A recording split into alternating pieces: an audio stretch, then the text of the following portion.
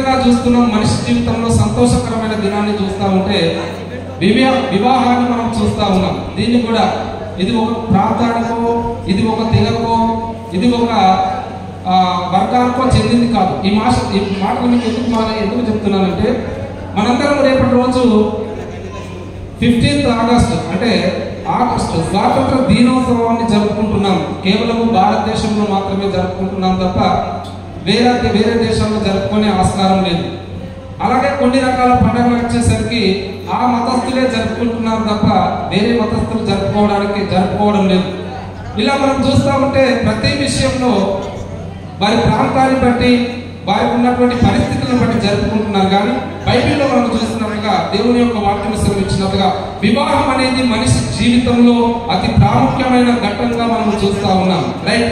దేవుని యొక్క వాక్యంలో చూస్తూ ఉంటే వివాహ వ్యవస్థల గురించి చాలాసార్లు మనము ఈ క్రైస్తవులలో మనం వివాహాల కంటే ముందుగా చాలాసార్లు వివాహానికి సంబంధించిన కొన్ని మాటలు మనం మాట్లాడుకుంటాం.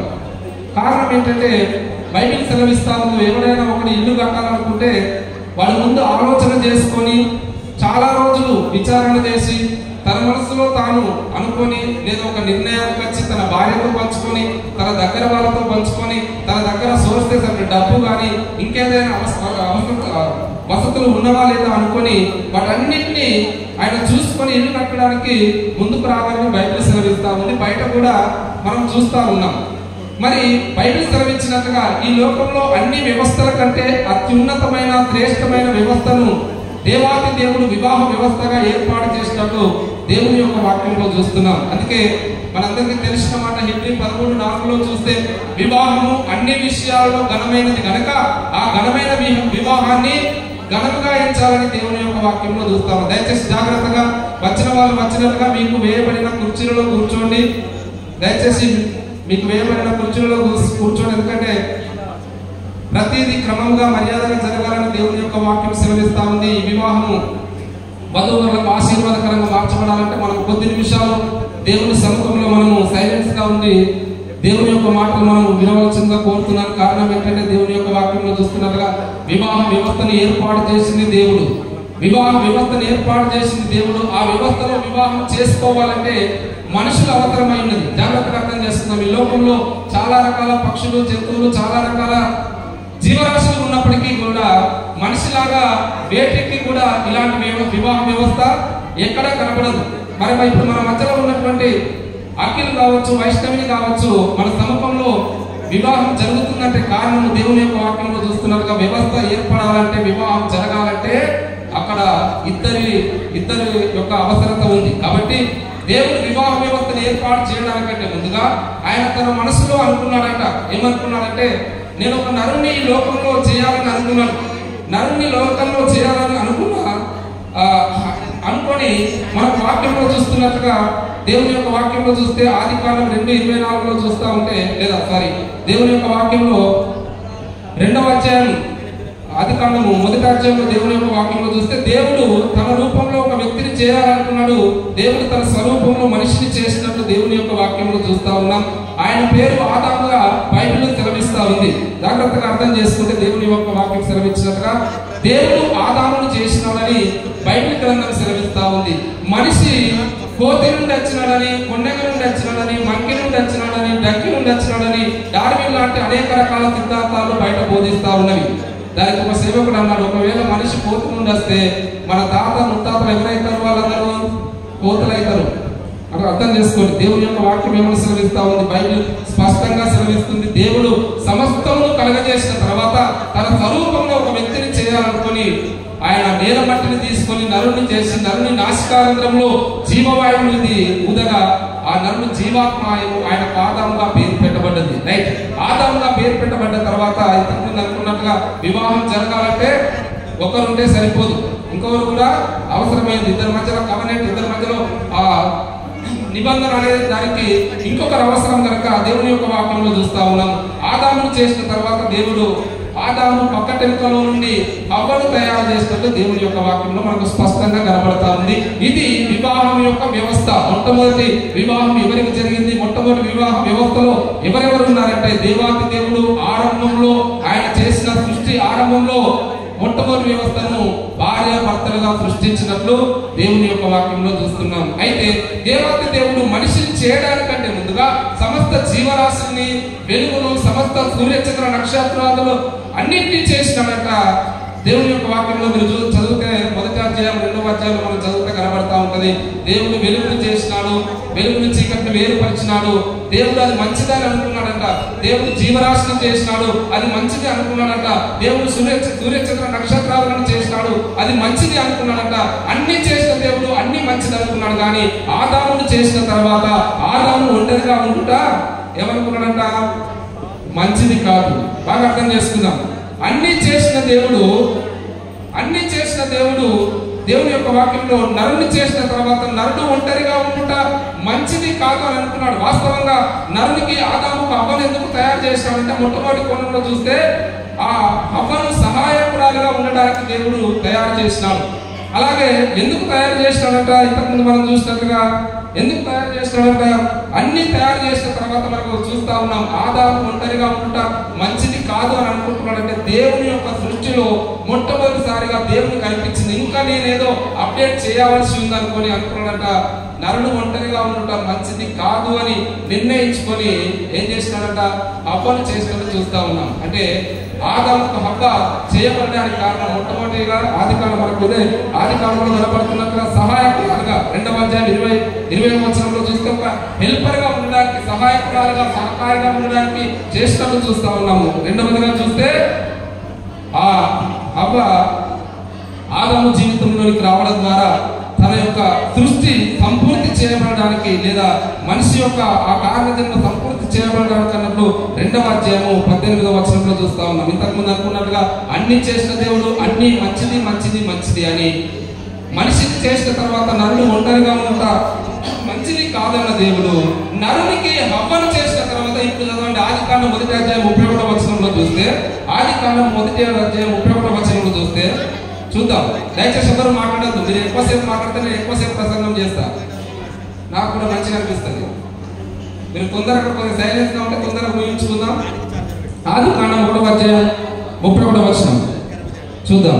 ఆదికాండం 1వ అధ్యాయం 31వ వచనం. దేవుడు తాను చేసినది యావత్తు చూచినప్పుడు అది చాలా మంచిదిగా నుండేను. జాగ్రత్తగా అర్థం చేసుకుంటే, దేవుడు అంతకుముందు చేసిన సృష్టి అంతటిని చేసినప్పుడు మంచిదిగా ఉంది, మంచిదిగా ఉంది, మంచిదిగా ఉంది. దేవుడు నరుని చేసినప్పుడు నరుడు ఒంటరిగా ఉండటం మంచిది కాదు అని ఉంది. దేవుడు హవ్వను చేసినప్పుడు చాలా మంచిదిగా ఉన్నట్టు దేవుని యొక్క వాక్యంలో చూస్తున్నాం. హల్లెలూయా. అర్థమవుతుందా మీకు మాటలు? దేవుడు సమస్తమును చేసినప్పుడు మంచిగా ఉందంట, నరుని చేసినప్పుడు మంచిగా లేదంట. కానీ ఎప్పుడైతే ఆ నరుని జీవితంలో ఒక భార్య వచ్చిందో, నరుని జీవితంలో హవ్వ వచ్చిందో చాలా మంచిదిగా తయారైంది. మంచిదానికి చాలా మంచిదానికి చాలా తేడా ఉంది. అవునంటారా కాదంటారా? మంచిగా ఉండడం వేరు, అర్థం చేస్తున్నాం. మంచిగా ఉండడం వేరు, మంచిగా లేకుండడం వేరు. మంచిగా ఉన్నదానికి చాలా మంచిదానికి కూడా చాలా డిఫరెన్స్ ఉంది. ఆదాము జీవితంలో హవ్వ రావడం ద్వారా దేవుని యొక్క వాక్యంలో చూస్తున్నట్టుగా ఆ దినము లేదా ఆ రోజు లేదా మనకు 31లో చూస్తే యావత్తంతా సమస్తము కూడా చాలా మంచిగా దేవుని దృష్టికి కనబడతా ఉంది. కాబట్టి ఇంతకుముందు చూసినట్టుగా వివాహం అనేది అన్ని విషయాల్లో కూడా మనకు చాలా ప్రాధాన్యమైనది లేదా చాలా ఇంపార్టెంట్ అని కూడా మనం దేవుని యొక్క వాక్యం నుండి చూస్తా ఉన్నాం. రైట్. ఈ వివాహం అన్నిటికంటే ఇంపార్టెంట్ కనుక ఇంతకుముందు అనుకున్నట్టుగా మనము ఇంపార్టెంట్ గా ఉన్నదానికి, ఎక్కువ ప్రాధాన్యత ఉన్నదానికి, ఎక్కువ విలువైన దానికి ఏం చేయాలి? మనము ఎక్కువ జాగ్రత్త చూపించాలి. అవునంటారా కాదంటారా? నేను చాలాసార్లు చెప్తా ఉంటాను, ఇటీనండి ఒకసారి నేను చాలాసార్లు చెప్తా ఉంటాను, ఇట్లాంటి పెన్నులు నేను పుట్టినప్పటి నుండి ఇట్లాంటి పెన్నులని, ఇది ఇట్లాంటి పెన్నులని కాదు, రాస్తున్న పెన్నుల గురించి మాట్లాడుతున్నా. ఇట్లా రాస్తున్న పెన్నులు నా పుట్టినప్పటి నుండి ఎన్నో పోగొట్టుకున్నాను. ఎంతో మంది, కొంతమంది బ్యాంకులోకి వెళ్ళినప్పుడు, బస్ స్టాండ్లోకి వెళ్ళినప్పుడు బ్రదర్ ఒకసారి పెన్ను ఇవ్వండి, పేరు రాసిస్తా ఉన్నాడు, పెన్ను తీసుకొని రాస్తాయి, పేరు నేను కూడా ఎక్కువ టెన్షన్ వాళ్ళేది విన్నాం. ఇది పెన్ను కాస్ట్. రైట్. తర్వాత మన దగ్గర ఇలాంటి ఖర్చులు కూడా మనలో ఉన్న వాళ్ళకి ఎన్నో ఖర్చులు ఇప్పటి వరకు పోయినాయా? ఇలాంటి ఖర్చులు ఎన్నో పోయినాయి. ఇలాంటి పెన్నులు ఎన్నో పోయినాయి, రాసుకునే పెన్నులు. తర్వాత మన దగ్గర ఇట్లాంటి ఫోన్లు ఉన్నాయి. బాగా అర్థం చేసుకుందాం. ఇట్లాంటి ఫోన్లు ఉన్నాయి. ఇట్లాంటి ఫోన్లు మీ దగ్గర నుండి ఎన్ని పోయి ఉండొచ్చు? మీ జీవిత కాలంలో ఎన్ని ఫోన్లు పోయి ఉండొచ్చు? ఒకటి పోతుండొచ్చు, ఒకటో రెండో పోతుండొచ్చు. లేదంటే మీ జీవిత కాలం ఇప్పటి వరకు ఒక 2-3 ఫోన్లు రిపేర్ వచ్చి బాగా పక్కకు పారేయచ్చు. బాగా అర్థం చేసుకోండి. రైట్. ఒకవేళ అనుకున్నట్టుగా భార్యల దగ్గర లేదా స్త్రీల దగ్గర ఒకవేళ 2 తులాల బంగారము 2 తులాల తాడు అంటారు కదా, ఆ తాడు ఉంటే అవి ఎన్ని పోయి ఉండొచ్చు, మీ దగ్గరికి వెళ్ళి ఎన్ని నష్టపోయి ఉండొచ్చు, చాలా రేర్. బాగా అర్థం చేసుకుందాం. విలువ పెరిగిన కొలది ఏమైతుందంటే జాగ్రత్త కూడా పెరుగుతా ఉంది. పెన్ను విలువ పెద్దది కాదు కనుక 10 రూపాయలు కనుక పెన్ను పోతే పెన్ను కొంటున్నాం, ఖర్చు పోతే ఖర్చు కొంటున్నాం, ఫోన్ వచ్చేసి ఒక 10-15 వేల వర్త్ కనుక కొద్దిగా జాగ్రత్తగా ఉంటున్నాం, బంగారం వచ్చేసరికి 2 లక్షల మాలు కనుక మరి జాగ్రత్తగా ఉంటున్నాము. దేవాకి దేవుడు ఇచ్చిన ఈ గుండె పట్ల కూడా ఎంతో జాగ్రత్త ఉంటాము. రైట్, వర్త్ పెరిగినా కొలది, విలువ పెరిగినా కొలది ఎంతో జాగ్రత్తగా ఉంటున్నాము. వివాహం విషయంలో కూడా మరి అంతకంటే ఎక్కువ జాగ్రత్తగా ఉండాలని దేవుని యొక్క వాక్యం పదే పదే సెలవిస్తా ఉంది. అమెరికా దేశంలో ఒకనొక ప్రాంతంలో చాలా మంది ఇల్లు కట్టుకున్నారంట. చాలా మంది ఇల్లు కట్టుకున్నారు. ఒకనొక టైంలో ఒక పెద్ద తుఫాన్ వచ్చింది, ఒక సునామీ తుఫాన్ వచ్చి అక్కడ ఉన్న ఇల్లు చాలా కూలిపోయినాయి. వాళ్ళు రీసెర్చ్ చేసినారంట, ఎందుకు ఇంతకంటే ఎక్కువ తుఫాన్, ఇంతకంటే ఎక్కువ సునామీ వేరే ప్రాంతాల్లో వచ్చినప్పటికీ అక్కడ కూలిపోలేదని ఇక్కడ వాళ్ళు రీసెర్చ్ చేసినప్పుడు వాళ్ళకి అక్కడ కనబడ్డది ఏంటంటే అంతకంటే ముందు ఆ ఏరియాలో మొత్తం డంపింగ్ లాగా ఆ చెత్తను పోసినారంట. ఆ ఏరియాలో చెత్తను పోసినారు. ఆ చెత్త మీద వీళ్ళు ఏం చేసినారు, ఇల్లు కట్టుకున్నారు. ఏదో అనుకున్నారు అప్పటి వరకు ఇది ఇక్కడ మనకు డిమాండ్ తక్కువ ఉంది, ఇక్కడ ప్లేస్ రేట్ తక్కువ ఉంది అనుకున్నారు. ఎవరేమన్నా అనుకున్నారు, ఏమనుకున్నారు, ఆ ప్లేస్ లో ఇల్లు కట్టుకున్నారు. కింద ప్లేస్ అంతా పునాది గట్టిగా లేకుండా ఉండేసరికి చిన్న గాలికే చిన్న తుఫానికే అదంతా కూలిపోయింది. జాగ్రత్తగా అర్థం చేస్తుంది. ఒకవేళ పునాది బాగా లేకపోతే ఇల్లు కూలిపోతుంది కనుక ఇప్పుడు చాలా మంది ఏం చేస్తున్నారు, వెనకటి కాలంలో చిన్న చిన్న పునాది వేసి ఇల్లు కట్టారు, తర్వాత కొద్దిగా లోతు పునాది వేసినారు. ఇప్పుడు ఏం చేస్తున్నారంటే ఏకదం పిల్లర్లు కూడా వేస్తున్నారు. కిందికి చాలా లోతు పిల్లర్లు వేసి పైకి అంకాలు కడుతున్నారు. రెండవదిగా పైకి సరిపోక కిందికి కూడా కడతా ఉన్నారు. పక్కకు కడుతున్నారు, పక్కన వాడు ఉన్నారు కనుక వాటితో కూడా కానీ కిందికి పైకి పోతా ఉన్నారు. ఏదేమైనప్పటికీ పునాది గట్టిగా ఉన్నప్పుడు నువ్వు ఎన్ని అంతస్తులు గట్ట మనం చూస్తా ఉన్నాం కదా. దుబాయ్ లాంటి దేశంలో 240కి పైగా అంతస్తులు ఉన్నవి. అది అంత పైకి ఎదగాలంటే కారణం ఏంటంటే దాని కింద అంత బేస్మెంట్ అవసరం ఉంది.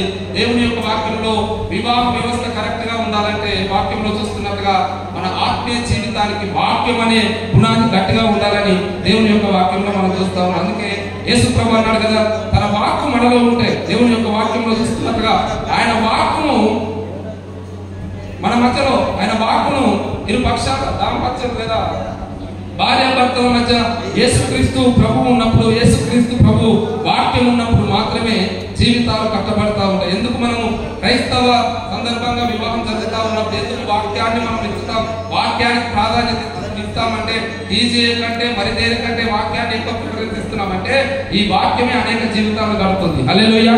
ఈ వాక్యం సెలవిస్తా ఉంది భార్య ఎట్లా ఉండాలి, భర్త ఎట్లా ఉండాలి, కొడుకు ఎట్లా ఉండాలి, తల్లి ఎట్లా ఉండాలి, పిల్ల ఎట్లా ఉండాలని దేవుని యొక్క వాక్యం సెలవిస్తుంది కనుక వాక్యాన్ని విత్తుతున్నారు. ఇంతకుముందు అనుకున్నట్లుగా పునాది ఇల్లుకి ఏ రకంగా ఉపయోగపడుతుందో దేవుని యొక్క వాక్యము మన ఆత్మలో నాటుబడినట్లయితే మన జీవితాలు కూడా ఆ రకంగా ఉంటామని రైట్ దేవుని యొక్క వాక్యంలో చూస్తున్నట్టుగా బైబిల్లో ఇంతకుముందు వాక్య పట్టణంలో చూసిన ఎఫెసీయులకు రాసిన పత్రిక 5వ అధ్యాయంలో చూస్తే భార్యాభర్తలు దేవుడు సమకూర్చిన తర్వాత భార్యాభర్తల వీళ్ళ బంధం బాగుండాలంటే భార్యాభర్తల జీవితము, వాళ్ళ దాంపత్య జీవితంలో ఎన్ని శ్రమలు, ఎన్ని కష్టాలు, ఎన్ని రకాలుగా శోధనలు వచ్చినా, ఎన్ని మిస్అండర్స్టాండింగ్స్ వచ్చినా, ఎన్ని అభ్యంతరాలు వచ్చినా వీళ్ళు సరిగ్గా ఉండాలంటే దేవుని యొక్క వాక్యం సెలవిస్తా ఉంది. వీరి మధ్యలో వాక్యమైన యేసుక్రీస్తు ప్రభు ఉండాలంట. చాలా సార్లు నేను చెప్తా ఉంటాను, పెళ్ళైన తర్వాత ఇలాంటి ప్రసంగాలు ఎంత పెద్ద పెద్దగా చెప్పినా లేదా పెళ్లి కొడుకు పెళ్లి కూతురు ఎంత కఠినంగా ఉపవాసం ఉండి సిద్ధపడ్డా, సేవకుడు ఎంత వరకు భారంగా ప్రార్థన చేసినా భార్యాభర్తల మధ్య మిస్అండర్స్టాండింగ్స్ రాకుండా ఉంటాయా?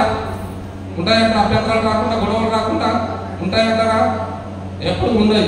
చాలా సార్లు చూడండి, ఎంత పెద్ద పెద్ద ముఖేష్ అంబానీ లాంటి వాళ్ళు 8 లక్షల కోట్లకు ఉన్నటువంటి వ్యక్తుల జీవితాల్లో కూడా భార్యాభర్తల మధ్య చిన్న చిన్న తగులు అనేవి వస్తూ ఉంటవి. అయితే చాలా సార్లు నేను చెప్తా ఉంటాను, మనకు గోర్లు పెరుగుతాయి అనుకోండి, గోర్లు పెరిగినప్పుడు గోర్లు తీసేస్తున్నారా, ఏళ్ళు తీసేస్తున్నారా? మీరు వాక్యం అర్థమవుతుందా?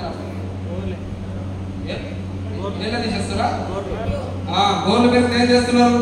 గోర్లు తీసేస్తున్నారు. కొత్తగా షర్ట్ కొన్నారు, ఒక 10,000 షర్ట్ కొన్నారు, దాని మీద మరకబడ్డది. మరకబడ్డదని షర్ట్ని ఇచ్చేసి పారేస్తారా?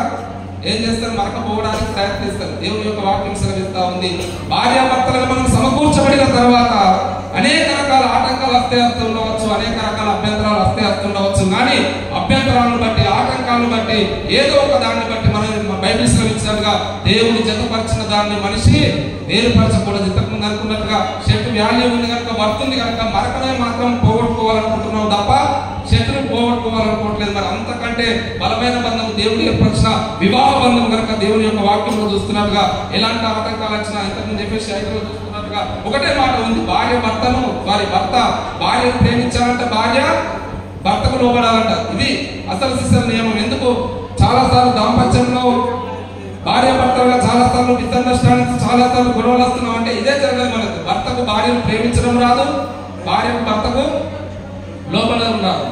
భర్తకు భార్యను ప్రేమించడం రాదు, కానీ ఇంకెవరినో ప్రేమించడానికి ప్రయత్నిస్తూ ఉంటాం. మన వాళ్ళు అంటూ ఉన్నారు, అంతకుముందు ఉండే కదా ఆయన idea can change your life అని అంతకుముందు ఒక ట్యాగ్ ఉండేది.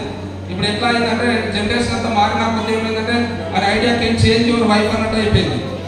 ఐడియా ఉంటే లైఫ్ మారాలి, కానీ వైఫ్ మారుతా ఉన్నాయి. చాలా మంది భర్తల విషయం వీళ్ళకు తెలియకపోయింది అనుకుంటున్నారు. ఏమనుకుంటున్నారు, బయట తిరిగి ఇంట్లో ఒక భార్య, హోటల్ దగ్గర ఒక భార్య, బిజినెస్ దగ్గర ఒక భార్య, ఆఫీస్ దగ్గర ఒక భార్య, ఇట్లా మెయింటైన్ చేస్తూ ఉన్నారు. దయచేసి అర్థం చేసుకోండి, దేవుడు ఆదామును చేసిన తర్వాత ఆదాముకు ఒకటే హవ్వను ఇచ్చినాడు తప్ప అనేక మంది హవ్వను ఇవ్వలేదు. కొంతమంది కొత్త వాళ్ళు ఉన్నారు కనుక చెప్తున్నా, హవ్వ అంటే మన భాషలో మాట్లాడుకున్న హవ్వ కాదు, ఆమె పేరు హవ్వ, ఇంగ్లీష్ లో ఈవ ఉన్నది. రైట్, దేవుడు ఒకటే వ్యక్తికి, ఒకటే భర్తకు ఒకటే భార్యను ఇచ్చినాడు, ఒకటే భార్యకు ఒకటే భర్తను ఇచ్చినాడు అంటున్నాడు. ఇదిగో మీరిద్దరు ఒకరినొకరు ప్రేమించుకోవాలి, ఒకరినొకరు గౌరవించుకోవాలి, ఒకరికొకరు లోబడాలి, ఒకరికొకరు సహకారంగా ఉండాలి.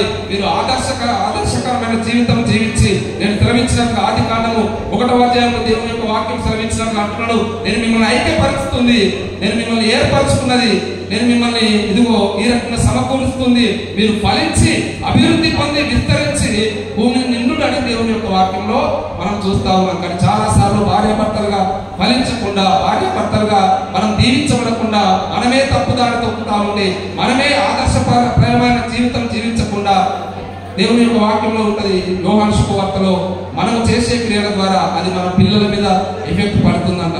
మనం జీవించే జీవితం ద్వారా మన పిల్లల జీవితాలు నష్టపోతా ఉన్నాయి. కనుక దేవుడు మాట్లాడుతూ ఉన్నాడు, భార్య భర్తలుగా ఒకరినొకరు గౌరవించుకోవాలి. ఇట్లాగే ఒక టైంలో అఖిల వైష్ణవి లాగా ఒక 50 ఏళ్ల క్రితం, ఒక 60 ఏళ్ల క్రితం పెళ్లి అయిందంట. ఇలాంటి వాళ్ళ అంటే ఇలాంటి దంపతులు అనుకుందాం, మనకు అర్థమయ్యే భాషలో ఉపమానం ఎందుకు, ఉదాహరణ మన ముందే ఉన్నారు కనుక వీళ్ళని తీసుకుందాం. ఒక 50 ఏళ్ల క్రితం ఒకసారి చూస్తూ ఉంటే ఇట్లాంటి ఈ మల్కపేట నుండి పల్లిమక్కకి వెళ్ళాలంటే చాలా రకాల అడిగి ఉండేది. సరే ఇట్లాగే స్వామి సేవగారు లాగా, గోవర్ధన సేవకులాగా ఇట్లాగే వివాహం చేస్తారంట. చేసినప్పుడు ప్రమాణాలు చాలా ఎట్లా ఉండేవి, ఆ ఓట్లు వేసేటప్పుడు ఆ ఎమ్మెల్యేలను మనకి ఎట్లాంటి కమిట్మెంట్ ఇస్తారో తెలియదు. కానీ నా కడబట్టుకు నా చావైనా బ్రతకైనా నీతోనే అన్నట్టుగా ప్రమాణాలు చేస్తూ ఉంటారు. రైట్, ప్రమాణాలు చేస్తారు, భర్త భార్యలు ఇద్దరు ప్రమాణాలు చేసుకున్న తర్వాత పెళ్ళైన కొత్త రోజుల్లో ఇక్కడ నుండి ఇక పల్లిమక్కకి వెళ్ళాలి కదా, వెళ్తా ఉన్నారంట. వెళ్తా ఉంటే ఇప్పుడే నేను చెప్తున్నాను, 50 ఏళ్ళ క్రితం ఊహించుకోండి కాదు, కొంతమంది పెద్ద మనుషులకు తెలుసు ఎట్లాంటి పెద్ద అడవులు ఉండేటు. వాళ్ళు అడగకుండా వెళ్తా ఉన్నారు. అప్పటికి సైకిల్ లేదు, బైక్ లేదు, ఏం లేదు, అంటే నడుచుకుంటూ వెళ్తా ఉన్నారంట. నడుచుకుంటూ వెళ్తా ఉంటే భార్య కదంట, ఏమండి మీరు పెళ్లిలో పెద్ద ప్రమాణాలు చేస్తారా కదా, అవి మీ మనసులో నుండి వచ్చినవా, లేదంటే పాస్టర్ గారు చెప్పిన దాన్ని బట్టి పెట్టారంట అన్నాక, ఓసి పిచ్చిదారా నేను మనస్ఫూర్తిగా ప్రేమించాను కనుక నేను మనసులో నుండి వచ్చి చెప్పిన మాటలు చెప్పానంట అన్నదంట. ఇప్పుడు ఏదైనా సడన్ గా నాకు ఏమైనా ఆపద వచ్చినాదనుకోండి, ఆపద వస్తే మీరు ఏం చేస్తారంటే ఈయన అన్నాడంట, పెళ్లిలో నేను ప్రమాణం చేసినాను కదా, నా చావైన బ్రతుకైనా నీతోనేనని ప్రమాణం చేసినాను కదా, ఎట్లాంటి ఆపద వచ్చినా నేను విడిచిపెట్టాలన్నాడు. వెళ్తా ఉన్నారు. ఎక్కడ నుండి ఎక్కడికి వెళ్తున్నారు వీళ్ళు, ఎక్కడ నుండి ఎక్కడికి వెళ్తున్నారు?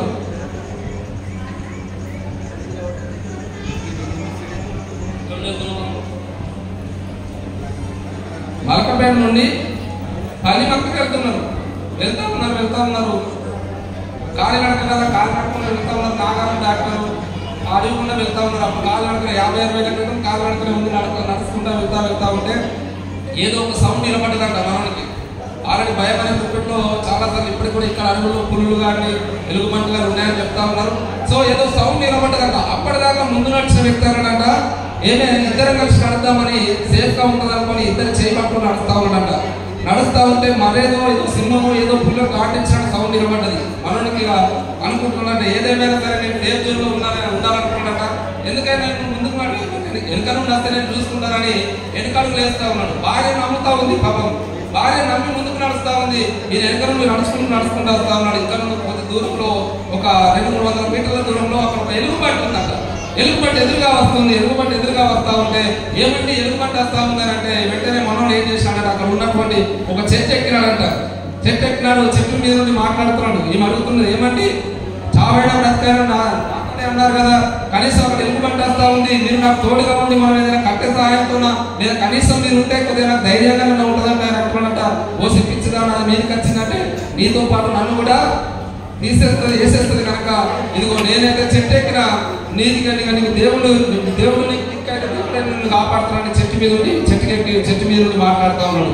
మేము అనుకున్నదంట, అయ్యో ప్రభువా, నిజంగా మనుషుల ప్రేమ ఇలాంటి ప్రేమలే ఉంటా ఉన్నాయి కదా, భార్యాభర్తల ప్రేమలైనా, తల్లిదండ్రుల ప్రేమలైనా, అన్నదమ్ముల ప్రేమలైనా ఇట్లాంటి ప్రేమలే ఉన్నాయి. బైబిల్ సెలవిస్తా ఉంది, ప్రతి ప్రేమలో స్వార్థం ఉంది తప్ప యేసు ప్రేమలో స్వార్థం లేదు. హల్లెలూయా. దేవుని ప్రేమలో స్వార్థం లేదు కనుక ఆయన మనం పాపులుగా ఉండగా, రిక్తులుగా ఉండగా మన కొరకు తనను తాను తగ్గించుకొని ఈ లోకానికి వచ్చి ఏ కులమనక, మతమనక, ప్రాంతమనక నువ్వు ఆయన ప్రేమించకపోయినా, నువ్వు ఆయన ఇష్టపడకపోయినా, నువ్వు ఆయన నచ్చకపోయినా అనేక సార్లు ఆయన తిరస్కరించిన దేవుని యొక్క వాక్యం సెలవిస్తా ఉంది.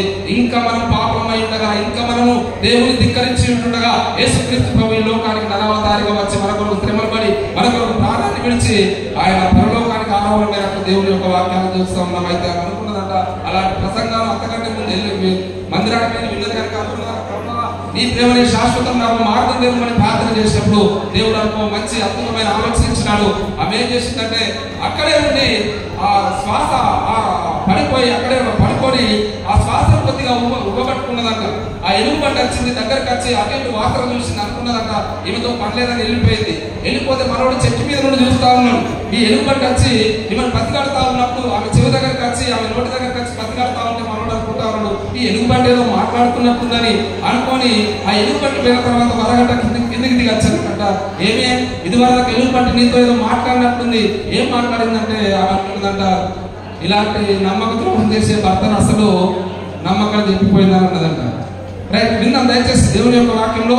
దేవాది దేవుడు మాట్లాడినట్టుగా నిజంగా మనకు అలాంటి కష్టకరమైన, నష్టకరమైన, మరణకరమైన ఏదో సమస్య వచ్చిందని కాదు, చిన్న చిన్న విషయాల్లోనే చాలా సార్లు భార్య భర్తకు అన్యాయం చేస్తా ఉంది, భర్త భార్యకు అన్యాయం చేస్తా ఉన్నారు. చాలా సార్లు చూస్తా ఉంటాం. కొన్నిసార్లు దేశాలకు వెళ్ళిన తర్వాత భార్యలు కుటుంబాలను కూల్చిన వాళ్ళు ఉన్నారు. కొన్నిసార్లు భర్తలు దేశాలకు వెళ్ళిన తర్వాత భార్యలు భర్తల కొరకు ఎంతో వాళ్ళు నీతిగా బ్రతికిన భర్తలు అక్కడ ఉన్న పరిస్థితులను బట్టి చాలా కుటుంబాలు బ్రతుకుదామని వెళ్ళి బ్రతుకు తెరువు లేకుండా బ్రతుకుదామని వెళ్ళి కుటుంబాలు సర్వనాశనం చేసుకున్న వాళ్ళగా ఉన్నారు. దేవుని యొక్క వాక్యం సెలవిస్తా ఉంది, జాగ్రత్తగా విందాం.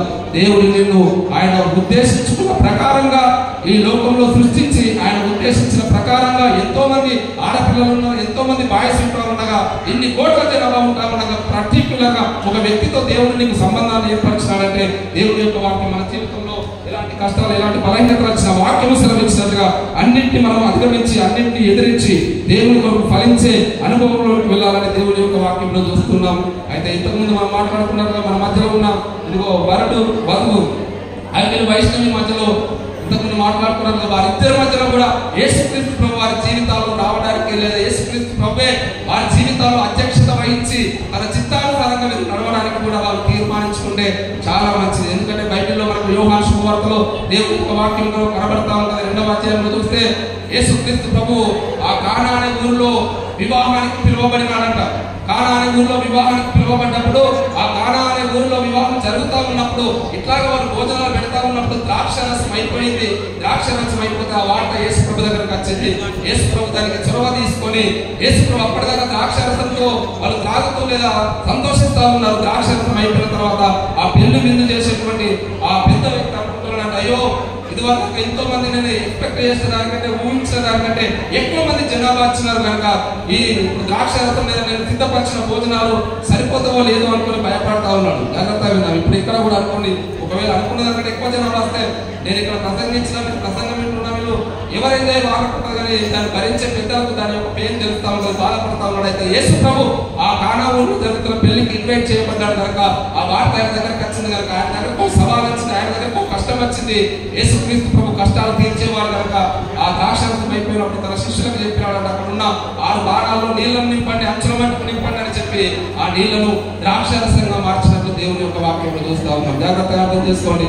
యేసుక్రీస్తు ప్రభు మనుషులను మార్చే దేవుడే తప్ప మనుషుల యొక్క మతాలను మార్చే దేవుడు కాదు. ఇంతకుముందు నేను చెప్పినాను కదా, బంధుమిత్రుల మధ్య లేదా మరి ముఖ్యంగా భార్యాభర్తల మధ్య దేవుని ప్రేమ ఉన్నప్పుడే, కుటుంబంలో దేవుని యొక్క వాక్యం ఉన్నప్పుడే ఆ కుటుంబాలు నిలుస్తాయి, భార్యాభర్తల బంధం నిలుస్తూ ఉంటది. ఒక టైంలో ఒక సేవకుడు ఒక ప్రాంతానికి వెళ్ళిన ప్రసంగం చేసి హోటల్లోకి వెళ్ళినాడు. 2 రోజులు అయిపోయింది, 3వ రోజుకి ప్రిపేర్ అవుతా ఉండి ఆ హోటల్ నుండి బయటకు వస్తా ఉన్నాడట. కారులో నుండి బయటకు వస్తా ఉంటే ఒక 50-60 ఏళ్ళ ఒక వృద్ధుడు ఈ వ్యక్తి కొరకు ఆయన ఆలోచన చేస్తా ఉంటే వ్యక్తిని కలవాలనుకుంటా ఉన్నాడు. ఈ వ్యక్తిని కలవాలనుకుంటే అందులో ఈ సేవకుడు దిగినాడంట. అనుకుంటున్నాడు ఈ వృద్ధుడు నాతో ప్రేయర్ చేయించుకోవాలనుకుంటున్నాడు లేదా నాతో ప్రార్థన చేయించుకోవాలనుకుంటున్నాడు అనుకుని దిగినాడంట. దిగితే ఆ వృద్ధాప్యంలో ఉన్న వ్యక్తి కళ్ళలో నీళ్లు తెచ్చుకుంటూ బాధపడతా ఉన్నాడు. ఒక మాట అనుకున్నాడు, అయ్యా నేను ఇప్పటికీ దగ్గర 59 సంవత్సరాలు ఉంటా, మా భార్యాభర్తలు మేము మాట్లాడుకోక చాలా సంవత్సరాలు అవుతుందని చెప్పినాడు. మీకు పెళ్ళి ఎప్పుడైందని ఆయన చెప్పినాడు, 29 ఏళ్ళలో అయిపోయింది. మీ భార్యాభర్తలు ఎన్నెళ్ళు మాట్లాడుకోలేదని ఆయన చెప్తున్నాడంట. 25 సంవత్సరాలు మేము మాట్లాడుకోవడం బంద్ చేస్తాం అనుకున్నాడంట. బాగా విన్నాను దయచేసి. ఇంతకుముందు వాక్యం అన్నట్టుగా భర్తకు భార్యను ప్రేమించడం రాదు కానీ ఎవరెవరినో ప్రేమిస్తాడు. భార్యకు భర్తకు లోపడం రాదు కానీ ఇంట్లో భర్త దగ్గర ఎట్లా ఉండాలో తెలియదు కానీ బయటకు వచ్చి చాలా వినయాలు ప్రదర్శిస్తూ ఉన్నారు. దేవుని యొక్క వాక్యం సెలవిస్తూ ఉన్నది. ఇంట్లో కలిసి రచ్చగలవాలన్నట్టు నువ్వు ఇట్లా భర్త దగ్గర ఎట్లా ఉండాలో అట్లా ఉండాలి, భర్త భార్యను ఎట్లా చూసుకోవాలి అట్లా చూసుకోవాలి. అయితే ఆ వ్యక్తి అంటున్నాడంట, నాకు చాలా ధనం ఉంది, చాలా ఆస్తి ఉంది, పెళ్ళైన 1 సంవత్సరానికి మా మధ్యలో తగువులు వచ్చినవి, పెళ్ళైన 1 సంవత్సరానికి అభ్యంతరాలు వచ్చినవి. అప్పటి నుండి మా భార్య నాతో మాట్లాడడం బంద్ చేసింది. బయట వరకు మాత్రం అందరికీ మేము మాట్లాడుకున్న వారిగా కనబడతా ఉన్నాం కానీ 20 సంవత్సరాలు అవుతా ఉంది. దీనికోసము అనేక మంది కౌన్సిలింగ్ ఇస్తారని కౌన్సిలింగ్ దగ్గరికి వెళ్ళినాము, ఎన్నెన్నో ప్రయత్నాలు చేసినాము. ఎక్కడికి వెళ్ళినా మా భార్య నాతో మాట్లాడలేదు కానీ మేము 3 రోజులు మీరు మీటింగ్ పెడుతున్నారని మీటింగ్ వచ్చినాము. 2వ రోజున మీరు మాట్లాడిన ఆ మాటను బట్టి ఆ వాక్యం ద్వారా దేవుడు నా భార్యను మార్చి ఆమె నిన్నప్పుడు నాతో మాట్లాడడం స్టార్ట్ చేసింది అన్నమాట. హల్లెలూయా. వినండి, ఇలాంటి మొండి బ్రతుకులను మార్చుతా ఉన్నాడు యేసుక్రీస్తు ప్రభు. అనేక మంది సైకోలుగా తయారవుతా ఉంటే, అనేక మంది త్రాగుబోతులుగా తయారవుతా ఉంటే, అనేక మంది పని పాట లేక బేకారులుగా తయారవుతా ఉంటే యేసు ప్రభు ఈ లోకానికి వచ్చింది మనుషులకు రూపాంతరపరచడానికి, మనుషుల బ్రతుకులను మార్చడానికని దేవుని యొక్క వాక్యం సెలవిస్తూ ఉంటే చాలా సార్లు అనుకుంటా ఉన్నాం ఆయన వచ్చేది ఎందుకంటే ఏదో ఆయన మనం నమ్ముకుంటే మతం మారుతామని. మతం మారడానికి బైబిల్లో ఎక్కడ లేదు. మతం మారడానికి ఎక్కడ యేసు ప్రభు వేరే ఎక్కడ ఖండాలు పుట్టిన వాడుగా మన ఖండంలో ఉంటున్నాడు. ఆయన వేరే ఏదో పర్టికులర్ కులానికి చెందినవాడు, పర్టికులర్ స్టేటస్ చెందినవాడు కాకుండా బైబిల్ సెలవిస్తా ఉంది ప్రతి ఒక్కరి కొరకు ఆయన దీనుడుగా దరిద్రుడిగా ఈ లోకానికి వచ్చినప్పుడు దేవుని యొక్క వాక్యంలో చూస్తా ఉన్నాం. అయితే ఆ దేవాది దేవుడు మాట్లాడుతున్న మాట ఏ రకంగానైతే కానాను అనే ఊరిలో నన్ను ఇన్వైట్ చేసినప్పుడు అక్కడ ఒక సమస్య వచ్చినప్పుడు, ఒక కష్టం వచ్చినప్పుడు నేను అక్కడ ఉన్నాను కనుక కష్టం తీరింది. అలాగే నన్ను ఎంతమంది అయితే స్వీకరిస్తారో, నన్ను ఎంతమంది అయితే అంగీకరిస్తారో, మనిషి అనే జీవితంలో ఏదో ఒక కష్టం, ఏదో ఒక బాధ వచ్చినప్పుడు, ఏదో ఒక తీరలేని చెప్పుకోలేని సమస్య వచ్చినప్పుడు సృష్టించిన సృష్టికర్తను నేను కనుక ఆ సమస్య నుండి నేను బయటకు తీసుకురాగలనని దేవాది దేవుడు స్పష్టంగా మాట్లాడుతూ ఉన్నాడు. అట్లాంటి అద్భుతాలు కోకొల్లదిగా క్రైస్తవ సమాజంలో ఉన్నవి. చూసినట్టుగా అక్కడ నీళ్లు అంతకుముందు ఆ పెళ్లి ముందు అధికారం అంటున్నాడంట. ఏమంటున్నాడంటే ఎవడైనాను మొట్టమొదటి మంచి ద్రాక్షరసం పోసిన తర్వాత జబ్బుది పోస్తా ఉంటాడు, తర్వాత పలసలు పోస్తా ఉంటాడు, కానీ నువ్వు అంతకంటే మంచి దాన్ని దాచిపెట్టుకుంటావు అన్నాడు. మనం ఎప్పుడైనా చూస్తున్నాం ఇంతకుముందు అనుకున్నాగా ఒకవేళ వంటలు అయిపోయే పరిస్థితి కాస్తే స్టార్టింగ్ వచ్చి మనం ముక్కలకి పడతాయి, తర్వాత వాళ్ళకి ఏమవుతుంది, తర్వాత వాళ్ళు ముక్కలు పడకపోవచ్చు. ఇంకా ఎక్కువ మంది వస్తా ఉంటే కొన్ని ప్రాంతాల్లో నేను చూసిన వాళ్ళు ఏం చేస్తున్నారంటే అందులో కారపొడి ఇంత ఉప్పేసి కూడా దాన్ని మళ్ళీ వేడి చేసి అట్లా కూడా చేస్తూ ఉంటారు. ఆ పెళ్లి మీద అంటున్నాడంట, అధికారం అంటున్నాడు, అక్కడ ఉన్న పెద్ద మనిషి అంటున్నాడు, ఇదిగో ఇది మొదటి దానికంటే 2వది చాలా బాగున్నాడు. యేసు ప్రభు మన జీవితంలో వస్తే కూడా అదే జరుగుతూ ఉంటుంది. మొదట నీ స్థితి ఎట్లా ఉందో, దేవుని దగ్గర రాకుండా నువ్వు ఎట్లాంటి కష్టం ఉన్నా, ఎట్లాంటి సమస్య ఉన్నా వెళ్తా ఉన్నావో దేవుని యొక్క వాక్యం సెలవిస్తా ఉంది.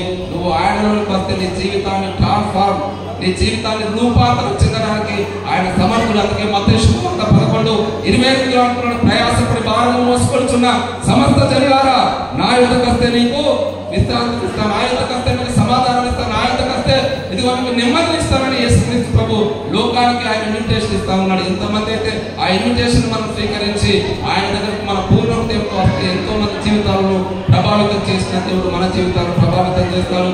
ఇదిగో ఇప్పుడు అఖిల్ వైష్ణవి వివాహానికి వచ్చిన మనందరికీ కూడా బిందు సిద్ధపరచబడ్డట్టుగా యేసు ప్రభునందు విశ్వాసం వచ్చిన ప్రతి ఒక్కరికి మధ్యాకాశంలో ఆయన రాకడలో మధ్యాకాశంలో విందు జరుగుతా ఉంది. మనం ఇదిగో ఈ లోకాన్ని విడిచిపోయిన తర్వాత నిత్యత్వంలో పరలోకపు విందు యేసు ప్రభుతో చేసుకోబోతా ఉన్నాం. కనుక ఆయన అంటాడు, ఇంకా సంఘాన్ని వధువుగా చేసుకొని ఆయన ఎంగేజ్మెంట్ చేసుకుని వెళ్ళినాడు. రెండవ రకంలో ఆయన మనతో సంఘంతో వివాహం చేసుకోకపోవడానికి కూడా ఆత్మీయంగా అది నాకు సాదృశ్యాన్ని ఇస్తా ఉంది. కనుక ప్రతి ఒక్కరం కూడా ఇక్కడికి వచ్చిన మనం ఈ సందేశం కేవలం అఖిల వైష్ణవుని ఉద్దేశించుకొని మాత్రమే కాదు. ఇంతకుముందు వాక్యం అనుకున్నట్టుగా వాక్యాన్ని బట్టి మన భార్య పట్ల, భర్త పట్ల, కుటుంబం పట్ల, పిల్లల పట్ల ఎట్లా ఉండాలో దేవుని యొక్క వాక్యాన్ని బట్టి మన జీవితాన్ని మార్చుకుందాం. అలాగే ప్రభువునందు విశ్వాసం ఉంచడం ద్వారా ఉచితంగా ఇదిగో నిత్య జీవాన్ని కూడా పొందుకుంటామని లేఖనాలు సెలవిస్తున్నాయి. ఈ సమయంలో విత్తబడిన వాక్యం కొరకు మన మధ్యలో ఉన్నటువంటి స్వామిదాస్ గారు వచ్చి ప్రార్థన చేస్తారు. తర్వాత వివాహ కార్యక్రమం కూడా ఉండబోతుంది. అయ్యగారు వివాహ కార్యక్రమాన్ని జరిపిస్తారు. అందరూ దయచేసి కళ్ళు మూసుకుందాం. దేవుని యొక్క వాక్యాన్ని మన వీటిలో ఫలింపజేయడానికి వరకు ప్రార్థన చేసుకుందాం. పోయిన సమయంలో ఇంతకుముందు వాక్యంలో మాట్లాడిన భార్య పట్ల లేదా భర్త పట్ల, కుటుంబం పట్ల మన వైఖరి ఎట్లా ఉందో ఒకసారి ఆలోచన చేసుకుందాం. ఈ లోకంలో మనం జీవించేది కొద్ది సంవత్సరాలే. దేవుడు ఇచ్చిన పిల్లలైనా, దేవుడు ఇచ్చిన భర్త అయినా, దేవుడు ఇచ్చిన భార్య అయినా, దేవుడు ఇచ్చిన కుటుంబమైనా అది ఒక వరంగా భావించి దేవుని పట్ల కృతజ్ఞత కలిగి మనము ఉన్న వారిని బట్టి సంతృప్తి కలిగి జీవిద్దాం. ప్రార్థన చేద్దాం.